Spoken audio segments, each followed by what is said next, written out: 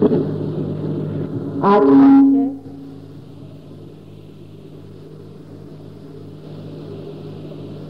सहजयोग एक अभिनव आविष्कार।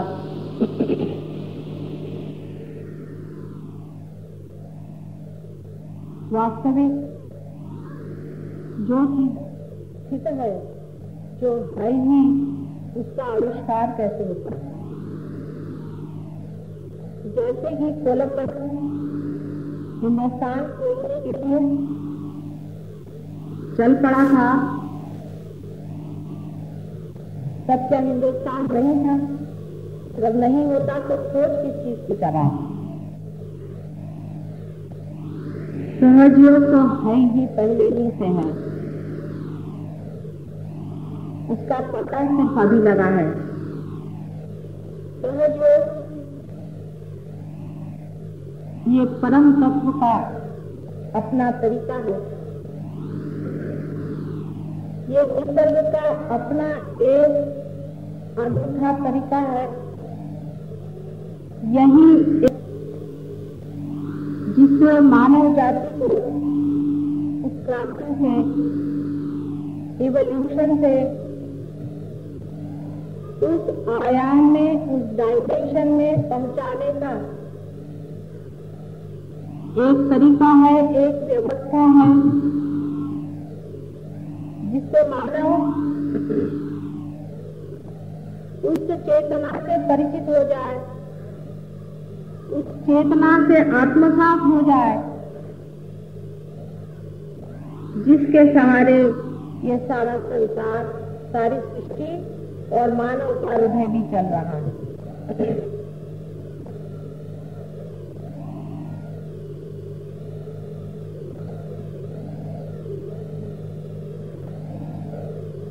बहुत कुछ इसके बारे में लिखा गया है। पुरातन कालों से ही खोज होती रही। मनुष्य खोज कुछ रहा ही है हर समय, चाहे वो पैसे में खोज ले, चाहे वो सत्ता में खोज ले, चाहे वो प्रेम में खोज ले, वो किसी न किसी खोज की ओर दौड़ रहा है। लेकिन उस खोज के पीछे में कौन सी प्यास है, वो शायद वो जानता नहीं। उसके पीछे में सिर्फ आनंद की खोज है। आनंद की खोज में वो सोचता है कि बहुत सी बार संपत्ति इकट्ठा कर ले तो उस आनंद का लय हो सकता है। लेकिन ऐसे भी देश अनेक हैं जिन्होंने संपत्ति में बहुत कुछ प्रगति कर ली, बहुत कुछ पा लिया है और अत्यंत दुखी है, आनंद से दूर रहा। हजारों लोग वहां आत्महत्याएं कर रहे हैं।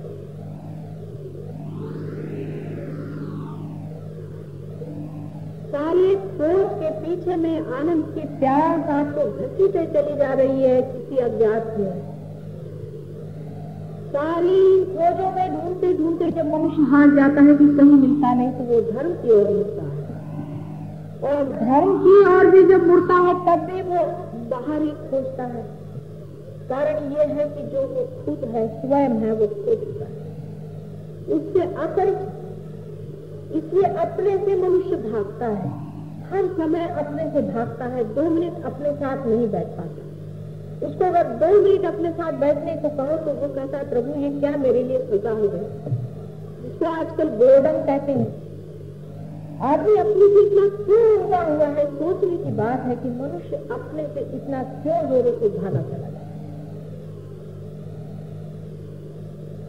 क्योंकि वो अपने से अपरिचित है, अपने सौंदर्य से, अपने वैभव से, अपने ज्ञान से और अपने प्रेम से अपरिचित मनुष्य आनंद की खोज बाहर की ओर करते हुए दौड़ रहा है। आनंद बाहर है नहीं, वो अंदर है, आप में है। आप स्वयं आनंद स्वरूप हैं, आप परमात्मा स्वरूप हैं, ऐसा सब लोग कहते हैं। सिर्फ बातें करने से ही ये बात पूरी होने वाली है। मराठी में कहते हैं, बोला था तो भात, गेला की तो कड़ी। चाहे हम आप कहें कि आप निराकार को खोजे चाहे साकार को खोजे, तो सब बातें ही बातें तो हो गई, हजारों बातें हो गई, करोड़ों किताबें लिखी गई, न जाने कितने ही जीवन बर्बाद हो गए। इंसान की खोज का कोई अंत नहीं।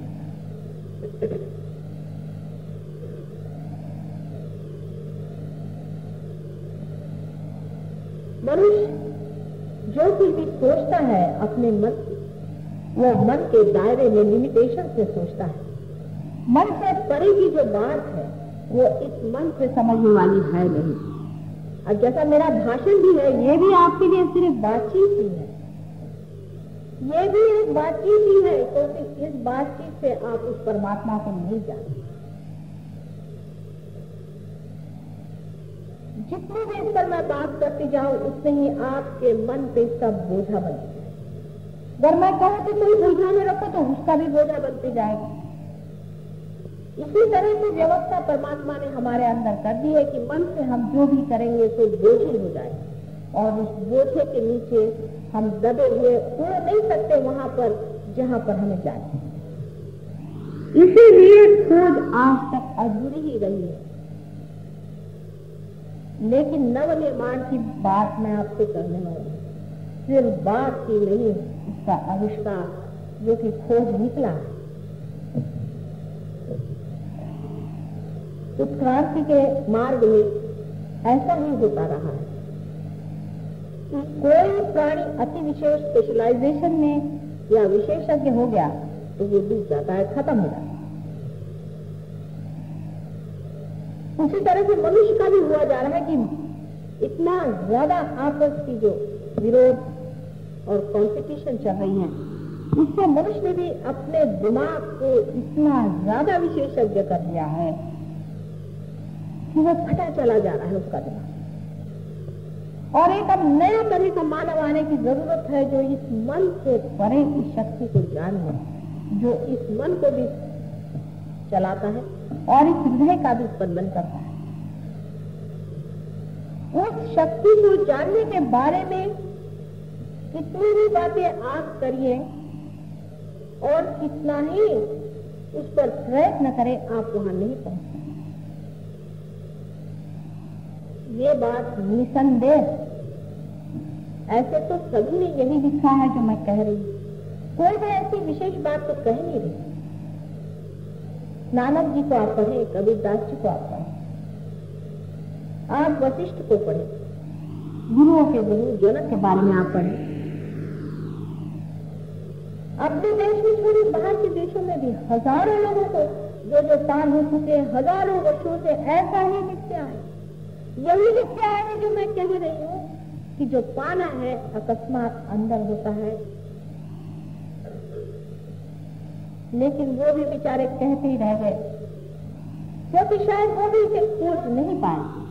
लेकिन जब वो नहीं खोज पाए थे, इसका मतलब ये नहीं कि वो कुछ कम थे। अगर कोलंबस हिंदुस्तान नहीं खोज पाया था, इसका मतलब ये नहीं कि वो कोई कम था। और बाद में जिन लोगों ने उसे खोज लिया है, उन्होंने कोई उनको नीचे गिराने के लिए नहीं खोजा था। ये सामूहिक खोज रही है। आप लोग सब अलग अलग हो करके सोचते हैं, तब इस तरह से बात लोगों के दिमाग में आती कि माता जी कुछ अलग ही बात कर रहे हैं। नहीं, मैं इन सब खोजों की खोज का ही पता आपको दी।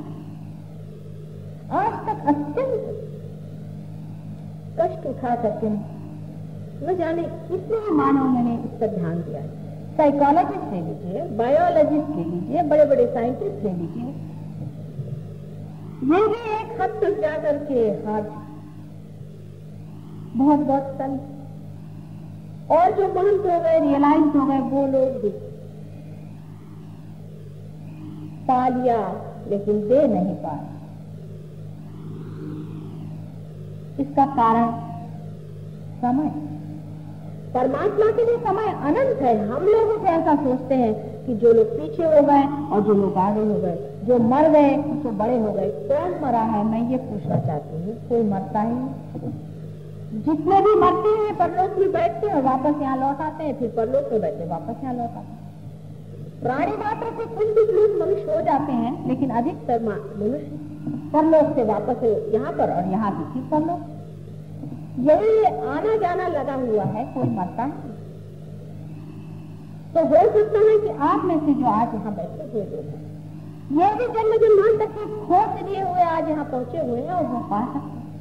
और अगर आप पा सकते हैं तो उसमें कितना वाद विवाद है। एक साधारण सी बात है, मुझे बड़ी बचकाना सी लगी, बहुत ही बचकाना सी बात है कि लोग हर एक चीज का राजकारण बना लेते हैं। एक मां खाना खाने को दे रही है, उसका भी राजकारण बनाने से कैसे कार्य बनेगा? ये राजकारण नहीं है, ये सत्य है, ये तथ्य है, ये बहुत बड़ी खोज है।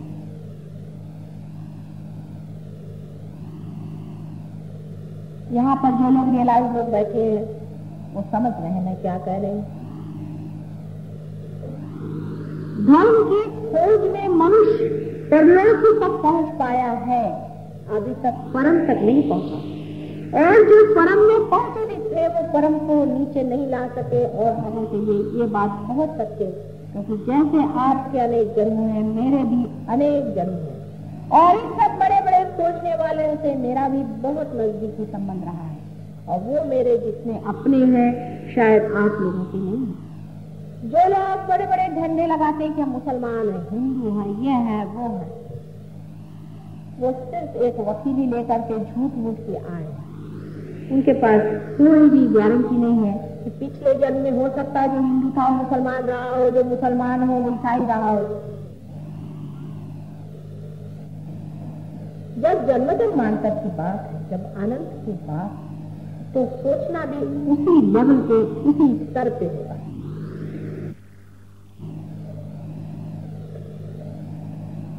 वो स्तर ऐसा है कि जो कुछ परम है वो जड़ नहीं है, जो कुछ परम तत्व है वो जड़ नहीं है, जो कुछ सत्य है वो भोग नहीं है, जो कुछ सूक्ष्म है वो जड़ नहीं। इस बात को आप ठीक से समझिए। वो जड़ में प्रकाशित हो सकता है, किंतु परम जड़ में इंटरेस्टेड नहीं है, उसमें कोई दिलचस्पी नहीं है। जैसे कि बहुत से लोग मुझे बताते हैं कि एक साधु संत थे, वो परमात्मा से कुछ मांग रहे थे और उनको परमात्मा ने दे दिया होगा, लेकिन परमात्मा ने नहीं दिया, ये मैं बता सकती। परमात्मा को इसमें कोई भी इंटरेस्ट नहीं है कि आपके इतने बच्चे पैदा हो जाएं, कि आपको जमीन मिल जाए, आपको घर मिल जाए, आपको दुनिया भर की ऐशो आराम मिल जाए। इसमें परमात्मा को कोई भी इंटरेस्ट नहीं। हमने परमात्मा को समझने में ही गलती कर दी है। परम तत्व को परम ही देने में इंटरेस्ट है, ये बात आप लिख सकते। और इस पर भी लोग सब बात करते हैं कि परम तत्व जो है वो कुंडलिनी योग से पाया जाता है, ऐसा भी बहुत लोग लिख करके गए। लेकिन कुंडलिनी योग से सिद्धि पाई जाती है, ऐसी बात कहीं भी लिखी नहीं गई। हाँ, लेकिन जिन्होंने सिद्धियां पाई हैं वो यही लिखते हैं कि कुंडलिनी से सिद्धियां आनी चाहिए। कभी भी नहीं। कुंडलिनी आपकी माँ आपके अंदर बैठी हुई है, आपको पुनर्जन्म देने के लिए। वो आपको सिर्फ पुनर्जन्म देगी, आपको सिद्धियां दे करके परलोक में फेंकने वाली वो मूर्ख मां नहीं। जितनी समझ आपके पास है उससे कहीं अधिक समझदार है, कहीं अधिक प्रेममय है। वो आपको गलत जगह में, असत्य में ढकेलने वाली दुष्ट मां नहीं है। कुंडलिनी के योग से जब तक परम तत्व की पहचान नहीं होती है तब तक वो कुंडलिनी योग नहीं है, और वही सहज योग।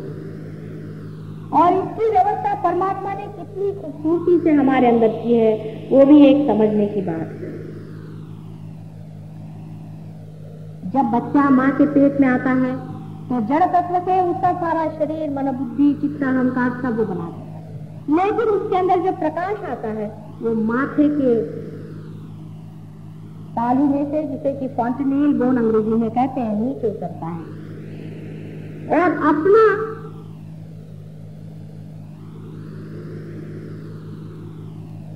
ब्रेन, मग, जिसका आकार त्रिकोणाकार एक प्रिज्म के जैसा है, उसमें से यही शक्ति गुजरते वक्त 3 हिस्सों में बट जाए। ये सब परमात्मा ने किस खूबी से किया है, ये जानने के लिए यहाँ अगर कोई डॉक्टर हो तो समझ सकता है। इसी को हम सिंपैथेटिक और पैरासिम्पैथेटिक नर्वस सिस्टम कहते हैं। हमारे शरीर के अंदर 2 ऐसी शक्तियां विराजमान हैं कि जिसके बारे में हम बहुत कुछ कम जानते हैं। हमें पता लगाने में बड़ी दिक्कत होती है, खास करके पैरासिम्पैथेटिक नर्वस सिस्टम। अपने योग शास्त्र में इसे सुषुम्ना और ईड़ा और पिंगला ऐसी 2 सिस्टम बताएंगे। ईड़ा और पिंगला ये दोनों ही अपने शरीर में सिंपैथेटिक नर्वस सिस्टम का उद्भव करते हैं, माने उसका जड़ तत्व जो है वो सिंपैथेटिक नर्वस सिस्टम। अब ऐसा समझ लें कि परमात्मा ये पेट्रोल अपने सर में यहां से भर देते हैं और पेट्रोल भरते वक्त में कुछ ऐसी घटना घटित होती है कि प्रिज्म के अंदर से गुजरने वाले उनके किरण आपस में इस तरह से आ करके और फिर मुड़ जाते हैं, जिसे डिफ्लेक्ट होना कहते हैं, और फिर नीचे जा करके उनकी ईड़ा और पिंगला ऐसी 2 नाड़ियां बनती हैं और जो बराबर बीचों बीच शिखर पे से बीचों बीच उतरने वाले किरण आपकी कुंडलिनी बन करके जो त्रिकोणाकार अस्थि अपने मज्जा तंतुओं के नीचे बना हुआ है उसमें वास करते। इसे एक बात तो जाहिर हो गई कि हमारी कुंडलिनी जो है वो ऐसी जगह बैठी हुई है जिसका संबंध सेक्स से कुछ नहीं। अब आप अगर किताबें पढ़ें तो कुंडलिनी शास्त्र पे आप सब जान जाइएगा कि ऐसा होता है, वैसा होता है, ये है, वो है। लेकिन कुंडलिनी को उठाने वाले जो बहुत कुछ मुझे भी मिले हैं और मैंने भी जाने हैं, वो सब सिंपैथेटिक से आपको ले जाते हैं, सुषुम्ना में उठाते नहीं है। उसकी एक पहचान है, अगर आपके अंदर कोई डॉक्टर हो तो समझ लेगा इस बात को जो मैं कह रही हूँ कि पैरासिम्पैथेटिक नर्वस सिस्टम सुषुम्ना नाड़ी है जो कि बीचों बीच है, और उसकी पहचान एक है कि जब कुंडलिनी उठती है तो आंख की पुतलियां बड़ी हो जानी चाहिए। ये तो साधारण बाहर की पहचान है। किसी भी डॉक्टर से आप पूछ लें कि जब पैरासिम्पैथेटिक नर्वस सिस्टम एक्टिवेट होती है तो पुतलियां डायलेट होनी चाहिए। और बाहर भी हम आपको दिखा सकते हैं अगर आपकी नजर खुली हुई हो तो, क्योंकि आज तो हर एक चीज का आपको कोई न कोई प्रूफ देना पड़ता है, नहीं तो कुछ समझ में नहीं आती बातें। इसका भी एक प्रूफ है कि अगर आप हमारे किसी इसमें आए या आज ही आपको दिखा देंगे तो कुंडलिनी का स्पंदन भी आप देख सकते हैं कि सबसे पहले त्रिकोणाकार अस्थि पे जोरों में होता है।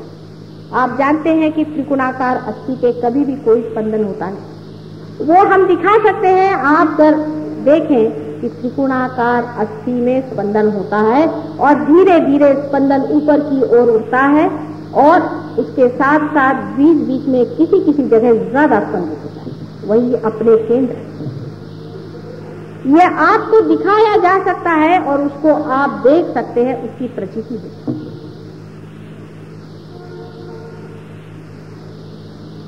जब कुंडलिनी सुषुम्ना से उठेगी तभी आप पार हो सकते हैं, लेकिन इसके लिए परमात्मा ने न जाने क्यों एक बड़ी जबरदस्त कंडीशन लगा दी। एक बड़ी भारी अटकल है उसमें जो देना ही पड़ेगा। वो ये है कि कुंडलिनी सुषुम्ना पे तभी आएगी जब परमात्मा का असीम प्रेम उस आदमी में उतर पड़ेगा। जब तक वो प्रेम मनुष्य में उतरेगा नहीं, कुंडलिनी उठने वाली नहीं है, चाहे आप कुछ करें। वो नाराज हो सकती है, गुस्सा हो सकती है, लेकिन कुंडलिनी कभी भी नहीं उठ सकती है जब तक वो असीम प्रेम सुषुम्ना के अंदर जगह बनी हुई है। खास इसकी जगह बनी हुई है हमारे नाभि चक्र और अनाहत चक्र के बीच में एक बड़ी सी जगह बनी है। जब तक उसके अंदर ये प्रेम उतरेगा नहीं, तब तक सुषुम्ना से ये प्रवाह उठने वाला नहीं। जैसे समझ लीजिए कि दो सीढ़ियां हैं और बीच में एक सीढ़ी है, उस सीढ़ी में और हम में कुछ अंतर है, गैप। इस अंतर को आप किसी भी तरह से लांघ नहीं पा रहे। उसमें कोई पुल नहीं है जिसको आप लांघ कर जाएं। और ये दो सीढ़ियां बराबर ईड़ा और पिंगला नीचे जमीन पर लगी हैं। सिंपैथेटिक नर्वस सिस्टम की लेफ्ट और राइट, ये दोनों ही जमीन पर लगी हुई हैं और बीच वाली अधांतरी लटकी हुई है जो परम में पहुंचा। आप सिंपैथेटिक नर्वस सिस्टम की जो दोनों सीढ़ियां हैं, अगर कोई साइकोलॉजिस्ट हो तो मेरी बात समझ सकता है। वो एक जो लेफ्ट हैंड की तरफ में है, दाहिनी ओर है, वो आपको पहुंचा देती है ईगो में, अपने अहंकार। और जो राइट हैंड साइड में है वो आपको पहुंचा देती है आपके सुपर ईगो में, प्रति अहंकार। ये दोनों मिलकर के हमारे माथे पे छा जाते हैं, जैसे कि कोई बलून ना हो उस तरह से ऊपर आ जाते हैं और आ करके इस जगह में जहां हमारा तालु होता है उस पर दोनों आ करके मिल जाते। कभी कभी तो ये पूरे सारे सर पे ही छा जाते हैं। कभी तो प्रति अहंकार जबरदस्त होता है और कभी अहंकार। जो भी ज्यादा जबरदस्त होता है वो हमारे दिमाग पे छाया हुआ और आ करके वो हमारे इस मार्ग को रोक देते हैं, बंद करते हैं। अब जो पेट्रोल हमारे अंदर पैरासिम्पैथेटिक नर्वस सिस्टम से भरा गया था, कुंडलिनी से भरा गया था, वो उसका स्रोत बंद हो गया। अब हम अलग हो गए, अब हम सेल्फ हो गए। हमें लगा कि भाई हम कोई हैं। अब अहंकार शुरू हुआ, हम हैं। अब यही भागने का, अपने से भागने का कारण, क्योंकि हम जो हैं वो हमको हम जानते ही नहीं कि हम क्या। आप मेरी ओर इतना चित्त लगाकर सुन रहे हैं, मैं आपकी ओर अपना चित्त नहीं लगा सकती। मैं कहूं आप अपनी ओर चित्त लगाएं तो आप लगा ही नहीं सकते हैं, क्योंकि आप कट गए हैं उस स्रोत से जो आप हैं।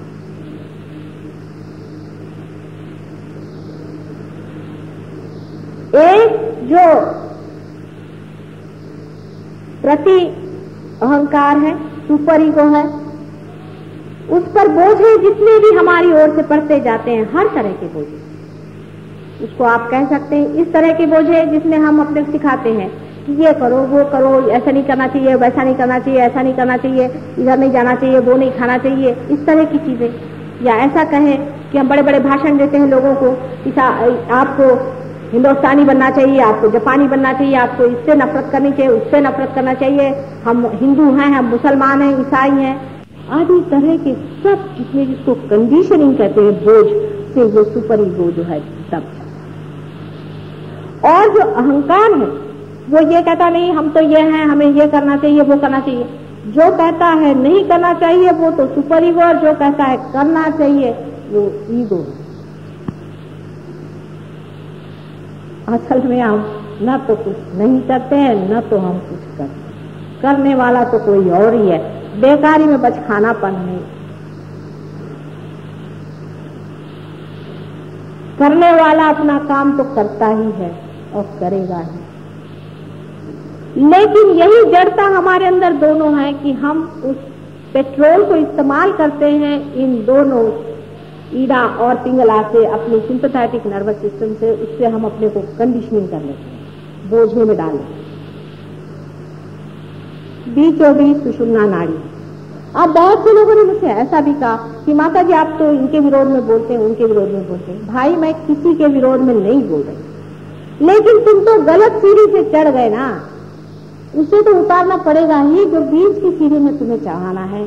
इसमें किससे मैं विरोध कर रही हूँ, मेरी समझ में नहीं आता कि इसमें किससे विरोध करके मुझे क्या करने का। मैं तो आपसे बता रही हूँ कि आप गलत सीढ़ी पे चढ़ गए, सभी उतर आइए। मैं तो बड़े बड़े गुरुजनों से मिलने जाती हूँ, उनसे बात करती हूँ कि आप कर क्या रहे हैं। कुछ करने से परमात्मा नहीं मिल सकता, इन लोगों से कुछ करवाइए नहीं, ये करने धरने से परमात्मा नहीं मिल सकता। ये आपको मैं क्या बता रही हूँ, आप वशिष्ठ पढ़े या नहीं तो आदि शंकराचार्य को पढ़े, जो कि हिस्टोरिकल चीज है, उनको भी पढ़े। उन्होंने भी यही कहा है कि आप परमात्मा को पाने के लिए कुछ कर नहीं सकते, लेकिन अंतर उनमें मुझमें जरा सा थोड़ा सा फर्क है। इतना ही अंतर आता है कि उन्होंने कहा था कि परमात्मा को पाने के अधिकारी बहुत ही कम, इसलिए ठीक है कि कुछ भक्ति में रहें और कुछ अपने ऊपर योग वोग लगाकर अपने मन को अनुशासित करें। लेकिन उन्होंने भी कहा था कि अनुशासित मन, फिर चाहे वो किसी भी तरह का, और वैसा भी मन कि जो विषयों के पीछे दौड़ता है और अपने को, जिसको इंटेलिजेंस कहते हैं, दोनों ही मन उस कार्य के लिए व्यक्त है। ऐसा सुंदर मन जो छोटे बच्चों जैसा निष्पाप हो, वही इस परमात्मा को पाने का अधिकारी है, ऐसा उन्होंने साफ साफ कहा। लेकिन कौन पढ़ता है उनको? उनको कोई पढ़ता जो नहीं ना।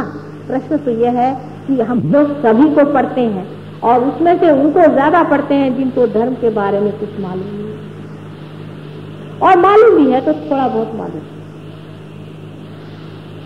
जो अपने को बहुत हिंदू कहलाते हैं, उनको पहले आदि शंकराचार्य को पढ़ना। आदि शंकराचार्य ने तो हिंदू धर्म की संस्थापना करी थी, फिर आदि शंकराचार्य को क्यों नहीं पढ़ते हैं?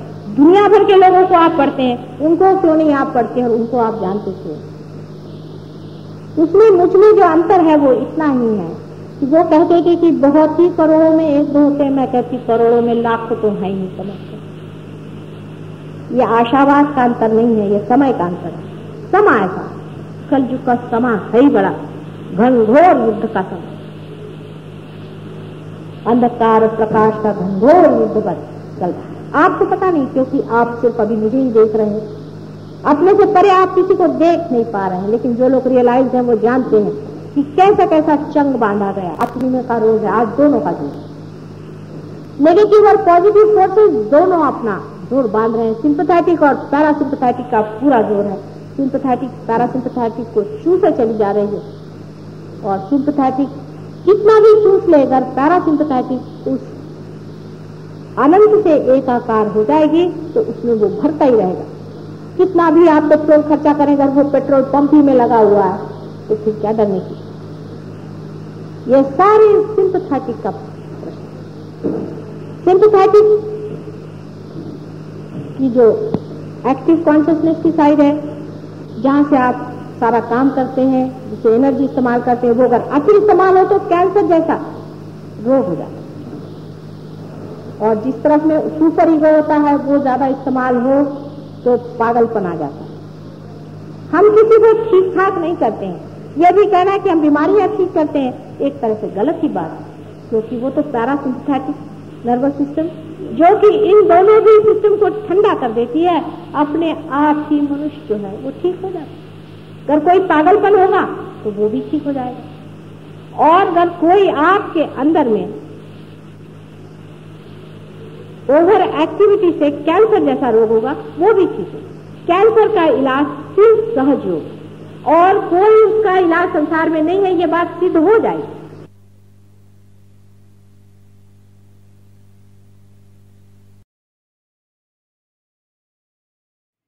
जय श्री माता जी।